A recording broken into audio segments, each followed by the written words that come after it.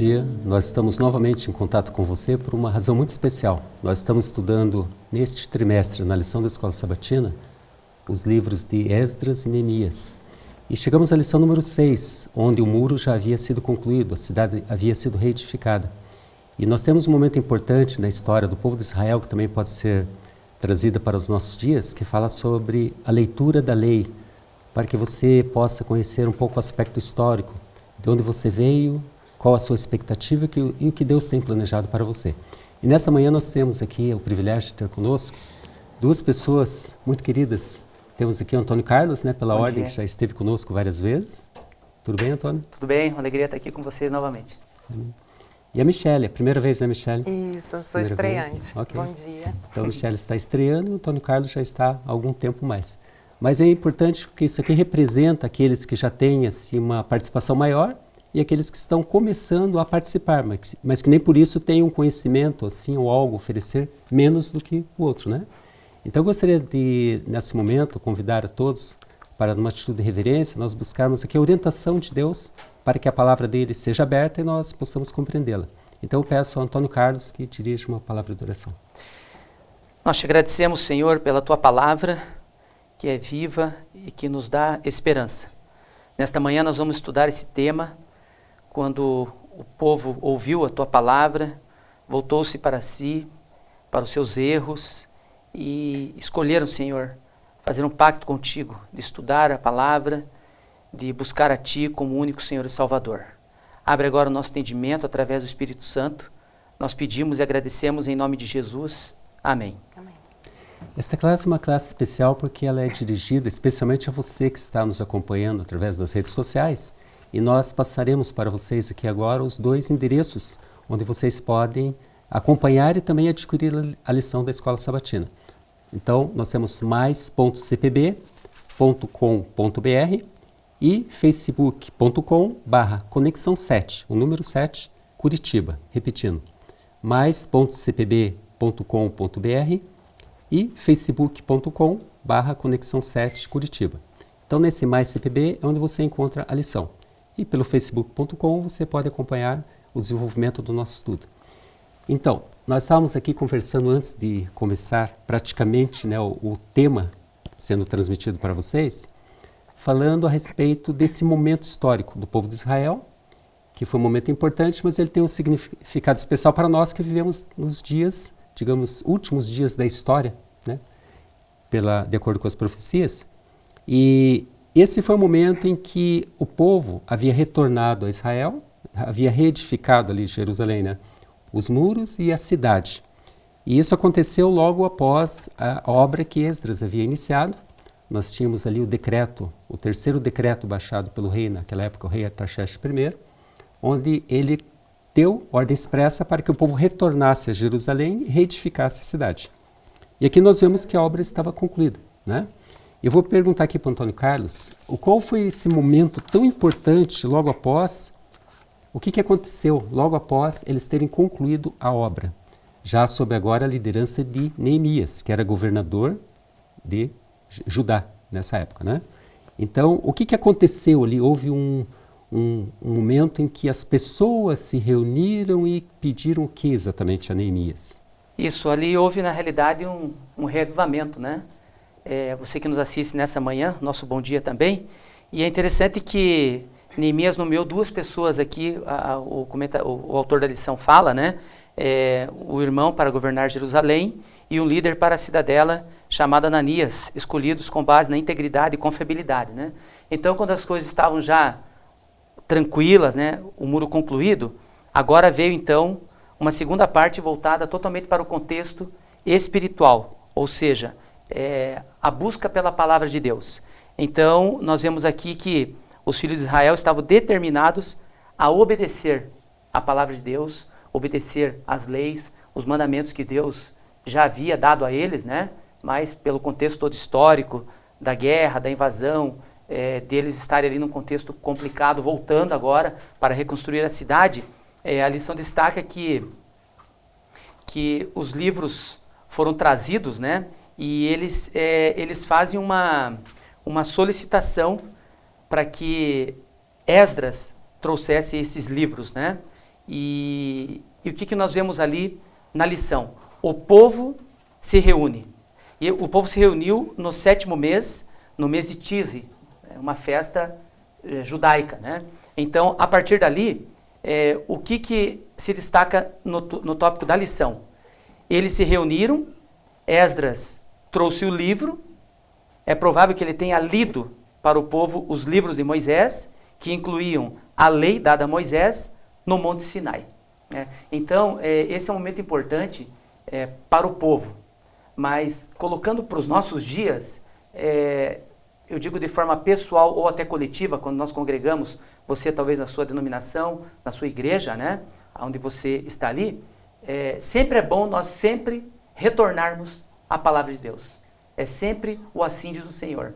Então, naquele momento, é um momento muito especial. Por quê? Porque Esdras, como líder, ele ia agora mostrar perante o povo, relembrar qual é a vontade de Deus, a vontade que sempre foi a vontade dele, que eles se voltassem para o Deus único e seguissem os mandamentos e as leis. Até assim, aproveitando, Michele, veja que isso aconteceu depois que eles haviam enfrentado muita oposição, né? Eles tiveram muitas dificuldades para reerguer o muro, e a gente sabe que é relatado que Neemias fala que com uma das mãos eles tinham que empunhar uma espada para combater os opositores e com a outra iam reconstruindo para a reconstrução, né? Exatamente. Mas havia uma orientação, isso que o Antônio Carlos falou, a respeito de relembrar, de reaprender, de reviver ensinamentos.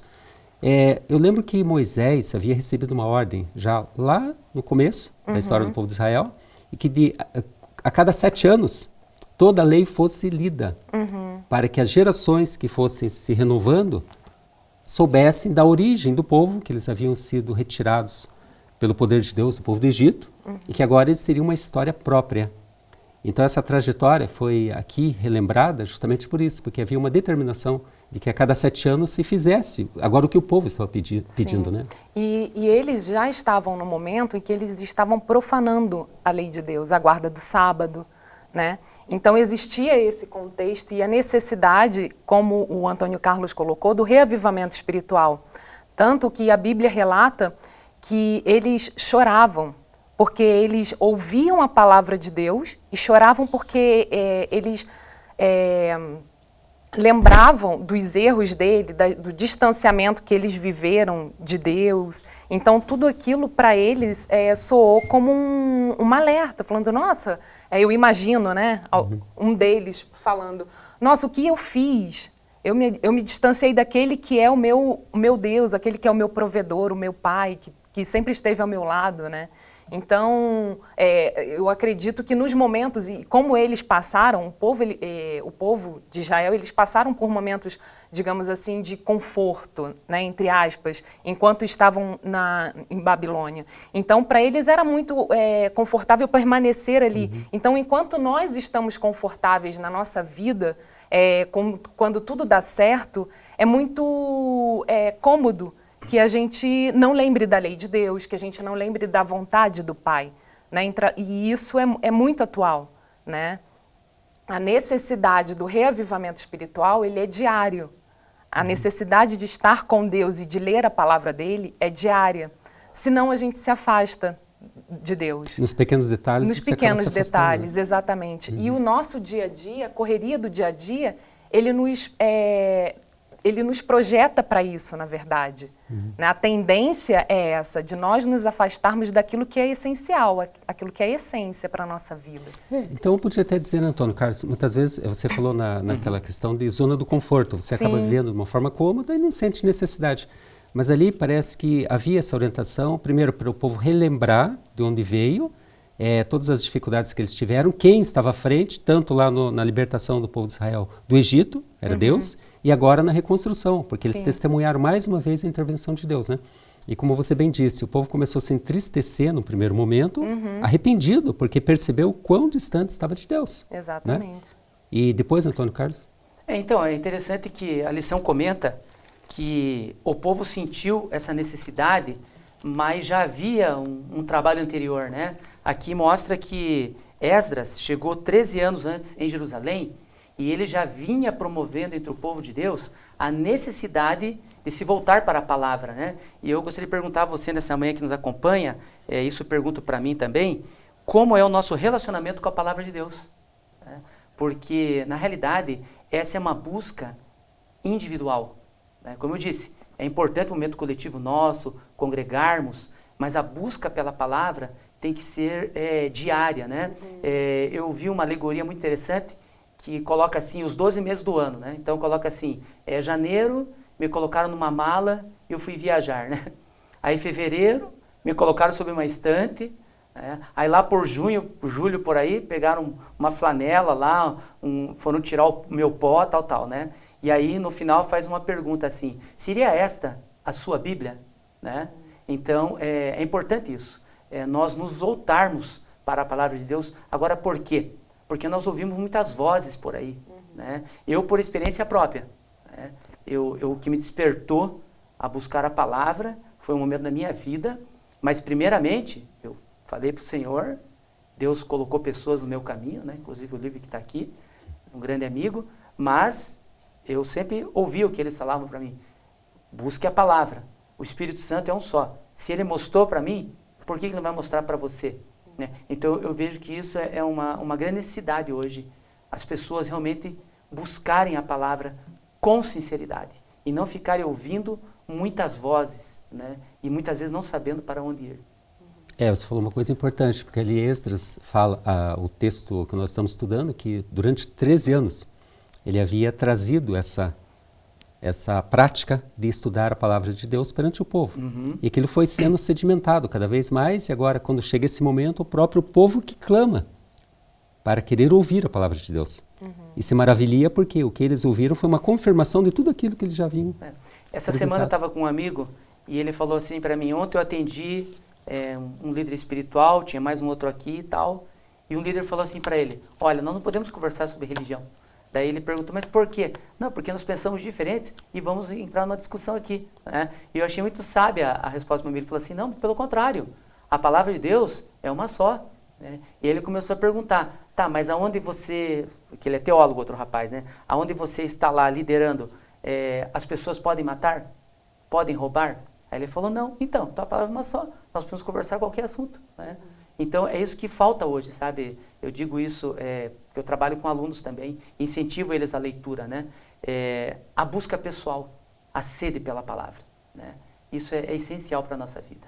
E aí, com certeza, Jesus mesmo falou, examinar a Escritura, João 5,39, porque cuidais ter nela a vida eterna e são elas que testificam de mim, do próprio Cristo. E Esdras, ele era um exemplo disso. Né? Ele era um sacerdote preparado, né? Exatamente. Preparado. O rei, a Bíblia, ela vem trazendo que também o rei ele se maravilhava diante do exemplo que ele dava, né? Esdras, na corte babilônica. Exatamente.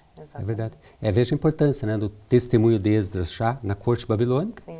E agora o rei manter esse propósito muito bem, pelo poder de Deus. Deus impressionou o coração do rei.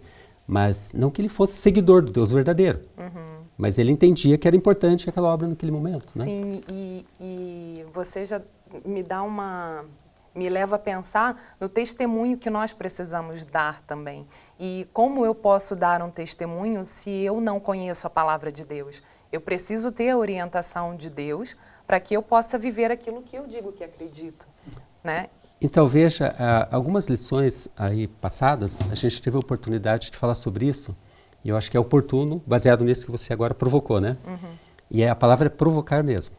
Quando Jesus esteve aqui na Terra, ele falou, ontem até eu estava ouvindo um áudio muito interessante, aliás é um vídeo muito interessante, ele era uma coletânea das palavras de Jesus, inclusive o Sermão da Montanha. E quando ele fala, vós sois o sal da terra, isso nos leva a pensar sempre, qual é a função do sal, né? A gente sabe várias funções que a gente já sabe de cor salteado, né? Temperar, equilibrar, dar sabor, conservar, até curar ferimentos e tudo mais. Mas tem uma função do sal que muitas vezes nós esquecemos porque pensamos que é uma função negativa do sal, que é provocar sede.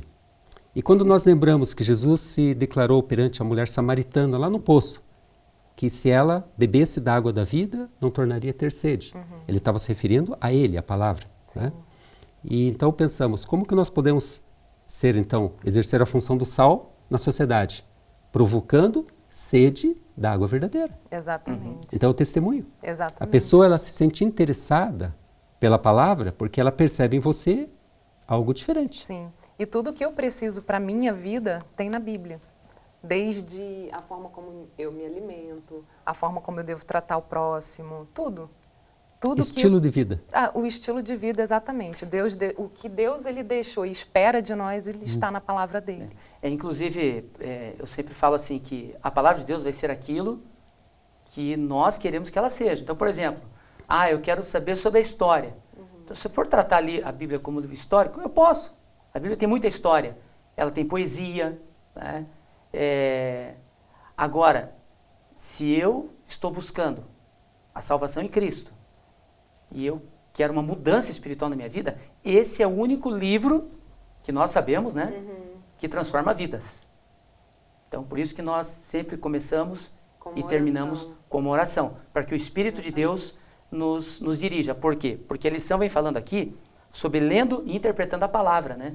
E nós sabemos que a Reforma Protestante do século XVI, por Martim Lutero, foi um marco divisor, né?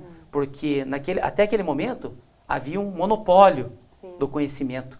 As pessoas, o povo comum não tinha acesso à palavra de Deus, né? A Bíblia, inclusive, ela ficava presa com algemas, eu não lembro qual o termo, mas ela ficava presa dentro da igreja, no caso, né? Então poucas pessoas tinham acesso, não tinha como levar, né? E naquele filme O Nome da Rosa, havia até uma biblioteca que tinha outros livros que já comentavam a Bíblia, mas eles envenenavam as páginas, porque se fosse alguém lá que não fosse autorizado, morria envenenado em cima do livro, né? Então, veja, havia um monopólio. E Martim Lutero veio para quebrar esse monopólio, né? Quando ele fala assim no filme de Lutero, a Bíblia tem que estar acessível ao povo, né? E a escritora norte-americana Ellen White, no livro Grande Conflito, ela comenta isso quando ela fala da Idade Média, né? Nós temos que ler a palavra por nós mesmos. É isso que eu digo. Eu não preciso ficar ouvindo vozes por aí, milhares de vozes, que não nos diz o assim diz o Senhor. Agora é lógico, nós sabemos que há a coluna teológica, né? Nós cremos nos 10 mandamentos, inclusive no sábado. Nós cremos numa reforma alimentar. Acreditamos em muitas coisas que outras denominações também acreditam, né? Mas nada substitui a busca pessoal pela palavra e a guia do Espírito Santo. É por isso que hoje muitas pessoas estão em tantas dúvidas, porque elas não buscam por elas mesmas. Elas querem ouvir o que os outros querem dizer. É porque é confortável. Confortável. É confortável você ir para a igreja, sentar no banco e apenas ouvir o que o pregador... Receber pronto, né? Exatamente, receber pronto. Eu faria um comparativo até a questão quando você lê um livro e assiste a um filme, né? Então, é claro que é mais fácil você assistir um filme. É mais prático, é mais cômodo para você. Você recebe tudo prontinho, né? O livro você tem todo um contexto de informações que você tem que formar a imagem na mente. Então é mais complicado um pouco. É mais ou menos isso. Aqui fala na lição, como protestantes, até pegando um gancho do que o Antônio Carlos falou, né? Entendemos que cada cristão deve conhecer a palavra de Deus por si mesmo e que não deve aceitar cegamente a palavra de mais ninguém quanto à verdade bíblica, independentemente de sua autoridade. Está querendo dizer o seguinte, você interpreta do seu jeito e faz daquilo que você bem entende. Não, não é isso. Porque Deus ele tem um tratamento especial para cada pessoa, porque Ele conhece individualmente as pessoas. Sim, as então, nossas limitações. As limitações que nós temos. Então, veja, Ele pode impressionar a minha mente em algo que eu preciso. Como que a outra pessoa vai saber disso? Algo que eu preciso? Muitas vezes você vai à igreja e ouve muitas coisas e de repente pega um pontinho, nossa, isso é para mim. Né? Deus está falando com você através de outras pessoas também. Exatamente. Mas Deus trabalha muito com a questão da confirmação. Então, o que acontece? Você estuda e depois, num determinado momento, isso é confirmado. E na história que nós acabamos de estudar aqui, sobre esse povo que estava pedindo para ouvir a palavra, estava confirmando aquilo que Esdras já havia orientado o povo durante 13 anos. Veja, hoje você tem perto de 40 mil religiões cristãs. Só cristãs. Nós vamos descansar em Cristo, talvez Ele volte antes, Ele esteja vivo, né? Mas nós não vamos conhecer todas. Então, por isso que eu digo, eu sempre volto a esse ponto. Né? Por quê? Porque um texto fora do contexto é um pretexto. Né? E tem pessoas que estudam, mas para manipular o pensamento de outras. Né? Para que elas creiam a maneira que elas querem que a pessoa creia. E Antônio Carlos, Michele, tem uma coisa interessante na lição que a gente deve abordar, que eu vejo que é oportuno também, que fala que lendo e interpretando a palavra, que nós já estamos falando isso. Mas o que me chama a atenção aqui é do termo interpretar ou traduzir. a gente não pode esquecer que naquela época o povo havia ficado muito tempo cativo em Babilônia. Sim. Então as novas gerações já haviam perdido um pouco do significado do idioma que era falado em Israel, que era o aramaico. Então o significado de determinados termos já havia se dissipado. Sim. Então agora que fala que naquele momento havia um grupo de pessoas que foi desde do amanhecer até o meio-dia, né? Lendo, interpretando e traduzindo a palavra. E que fala que seria justamente a escritura bíblica, conhecida como Torá, que seriam os livros de Moisés. Mas aqui o que me chamou a atenção é a questão da tradução, né? E eu penso, tá, mas por quê? Você não tem o idioma onde você estava naquele momento? Você já não sabia disso? Não era importante? Não. Porque muitas vezes no idioma original, o significado é mais amplo. E mais no profundo. Idioma aramaico, ele tinha um significado muito especial, ok? Eu vou dar um exemplo aqui, até eu comentei com você antes, né? Aqui na Igreja Central nós temos várias classes, temos 4 especificamente que estudam em outros idiomas. Nós temos inglês, francês, espanhol e alemão. E eu participo da classe em alemão. O que acontece? A gente sempre coloca isso perante os alunos, aqueles que estão vindo até pela primeira vez. Por que muitas vezes você estudar um outro idioma ou procurar fonte numa outra interpretação que não seja a sua língua nativa? Veja, em alemão eu pego, por exemplo, os 10 mandamentos. Né? Em alemão, die 10 Gebote. Die 10 Gebote, os 10 mandamentos. Esse Gebote, que é escrito Gebote, Gebote com E no final, é plural, mandamentos. E quando você vai pegar exemplo, Alemanha. Chega lá, final de temporada, assim, de estação, nas lojas tem uma placa escrito Angebot. Angebot, não Gebote. A-N, Gebote, Angebot. Eu penso, o que é isso? Né? O que se deduz? Final de temporada, de estação, de repente aquela placa bem grande. Angebot na loja. Eu logo penso, deve ser o quê? Uma promoção, uma liquidação, uma oportunidade, né? Oferta. Então veja, no pensamento germânico eu posso associar o Gebot, que é um mandamento, um comando, com Angebot, que é uma palavra próxima, que significa oportunidade. Então eu posso pensar assim, o mandamento de Deus para mim é um comando, mas ao mesmo tempo em forma de algo vantajoso para mim. Você está vendo a importância, às vezes, de você estudar o significado de uma palavra num outro idioma? Você se aprofunda. E naquele momento acontecia isso. Eles estavam voltando às origens, primeiro para saber a identidade do povo e saber o significado preciso de cada comando que vinha da palavra de Deus. Veja que interessante, até você citou, eu queria só complementar o que você falou. Né? Nós respeitamos todas as crenças, respeitamos a maneira que as pessoas creem, né? Porque é muito ofensivo quando você ataca o que a pessoa acredita. Por isso que eu digo, além de ser um estudante, seja um pesquisador também. Né? E tem humildade. Né? E tem humildade. Porque, veja bem, quando está lá em Gênesis, no princípio criou Deus, né, na palavra português, né, do hebraico, poderia ter 2 palavras ali. Elohim, que é a pluralidade de Deus, e Elohá, a singularidade. Mas Moisés escreveu Elohim, a pluralidade. Então, quando você estuda profundamente a palavra de Deus, você vê a pessoa do Pai, do Filho e do Espírito Santo. O que muitas pessoas não sabem. É mais amplo, né? É mais amplo e profundo. Então, por isso nós temos que buscar a palavra. Eu voltando um ponto, a Michele falou e nós já vamos nos encaminhando para a conclusão, né, do estudo. Onde você ouve, você falou que o povo ficou entristecido, ele lamentou, ele chorou e tal. E é aquele processo, né, de você perceber, cai a ficha, né? Você percebe que fez algo errado, se entristece, mas não é o plano de Deus que você permaneça triste. E aqui fala, qual foi a resposta do povo? Primeiro ele teve um momento de tristeza. E no segundo momento, que ele foi desafiado a exercitar o quê? A alegria. Queria que você falasse algo sobre isso. O povo naquele momento, após deles terem entendido o que havia acontecido, que ocorreu arrependimento, digamos, né, sincero, deles, eles começaram até a cumprir e a querer cumprir, devido a essa alegria, essa vontade de voltar ao princípio, digamos assim, né, o relacionamento, o primeiro amor, digamos, com Deus, eles queriam voltar a cumprir os mandamentos, a vontade do Pai. Tanto que no livro Profetas e Reis, da escritora Ellen White, é relatado que eles assinam, inclusive, determinados documentos que eles cumpririam sábado, que eles cumpririam determinadas ordenanças, enfim. Então, devido à importância que era. E tão alegres eles ficaram que também eles foram festejar, teve a festa...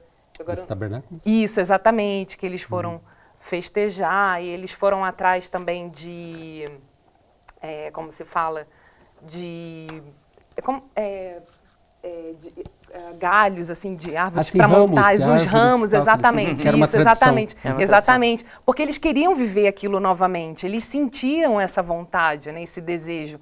E eu acredito muito que Deus ele estava ali muito próximo, o Espírito Santo atuando na vida deles ali, para que eles pudessem voltar a esse amor, né? Esse primeiro amor, enfim, que é muito que acontece conosco muitas vezes, sabe? Às vezes a gente não está com vontade de ler a palavra, às vezes a gente se distancia um pouco, às vezes a gente não tem vontade para vir à igreja, às vezes é muito, né? Então a gente acaba se distanciando, enfim. Mas Deus ele sempre tem um propósito, como ele tinha um propósito para o povo de Israel. Deus reavivou a vida espiritual desse povo, como está disposto também a reavivar a vida espiritual de cada um de nós. Da mesma forma que o povo ele se alegrou e começou a querer cumprir todos os mandamentos, enfim, eles cumpriram por um bom tempo, eles foram fiéis a Deus, mantenedores dos mandamentos de Deus. Nós devemos também cumprir, mas eu acredito que não de uma forma... Eu não preciso assinar nenhum contrato para mostrar nada para ninguém hoje. O meu contrato, a minha confidencialidade, a minha responsabilidade é com o próprio Deus. É eu e Deus. Precisa haver esse relacionamento, precisa haver essa intimidade minha para com Deus. É isso que falta hoje.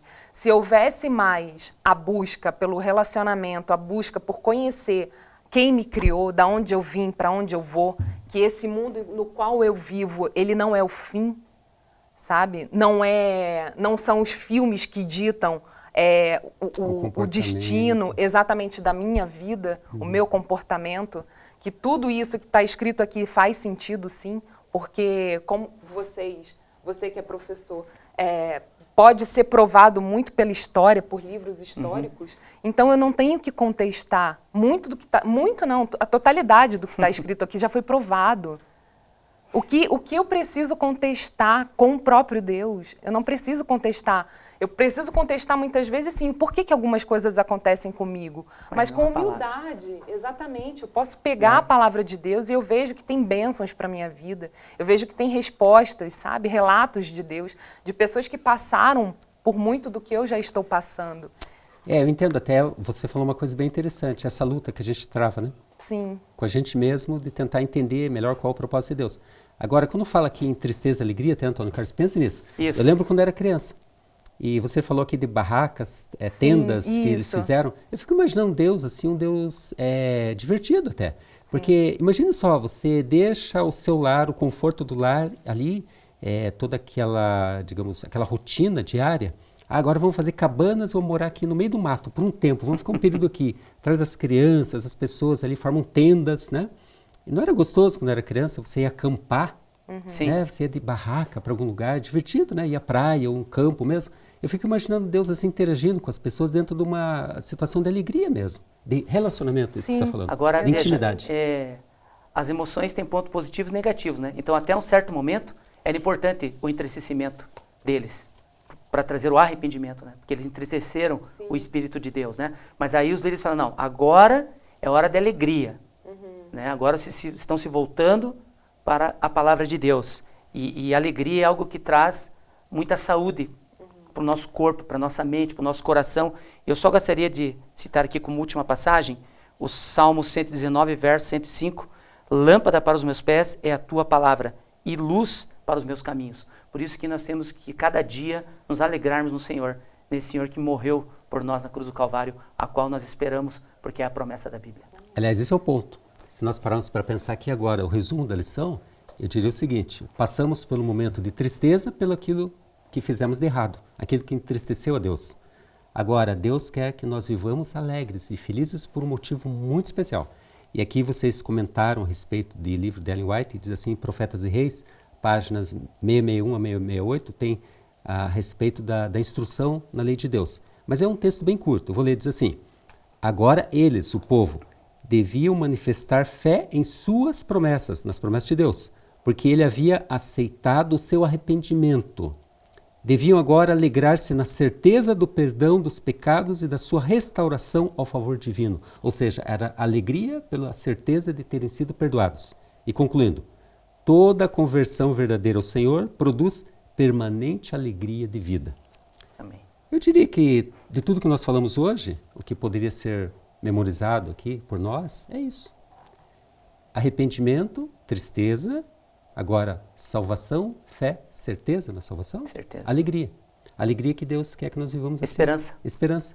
Vivamos alegres, porque isso nos motiva a prosseguir, não é mesmo? Sim. Então que a história que está relatada na Bíblia seja também parte da nossa referência histórica, que nós tenhamos por hábito estudar por nós mesmos a palavra de Deus, não deixemos de congregar, até para que haja confirmação da palavra de Deus na nossa vida, sintamos o quão distantes andamos de Deus, mas a alegria de poder retornar à casa do Pai. Exatamente, que seja maior do que... Que seja maior que tudo isso, não é mesmo? Exatamente. Amém. Antônio Carlos, muito obrigado mais uma vez. Ok? Obrigado mesmo, Nós contribuiu que agradecemos. bastante. Michele, estreante, foi muito bem. Muito né? bom. Obrigada. Muito E bom. como estreante, até para finalizar, eu vou pedir que você faça a oração e vou repetir aqui aquela referência das redes sociais, que é muito importante.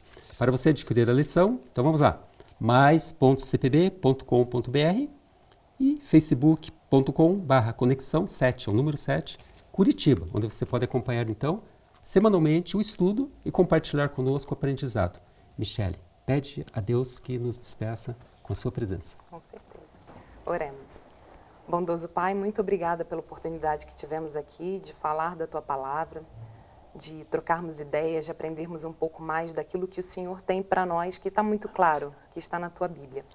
Que cada um de nós tenhamos a certeza do Teu perdão, de que o Senhor está pronto para nos perdoar, independente do momento em que vivemos, independente dos erros que cometemos ou do tempo de distanciamento. Sim, Senhor. Temos a certeza de que o Senhor está conosco. Abençoe a cada um de nós, abençoe também os internautas, os que estão conectados conosco, e que eles sintam também em suas vidas a necessidade de Te adorar e voltar para Ti e ler mais a Tua Palavra. Amém. É o que Te pedimos e Te agradecemos em Teu santo e amado nome. Amém. Amém. Agradecemos a você e desejamos um feliz sábado. Feliz sábado.